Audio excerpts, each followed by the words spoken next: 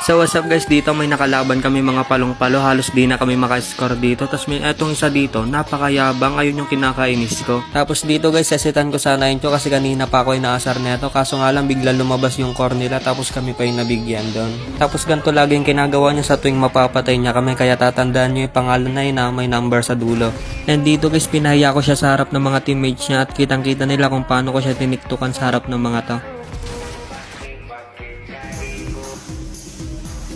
So ayun, napahiya siya sa mga kampi niya, tapos parang dinamdam niya yun guys. At kahit panalo na sila sa part na to, hindi pa rin siya nakontento, parang gusto niya pa rin akong labanan. So ito siya guys, diba yung Jan Jeric 15. Feeling ko kapatid to ni Dave 29 kasi may number sa dulo eh.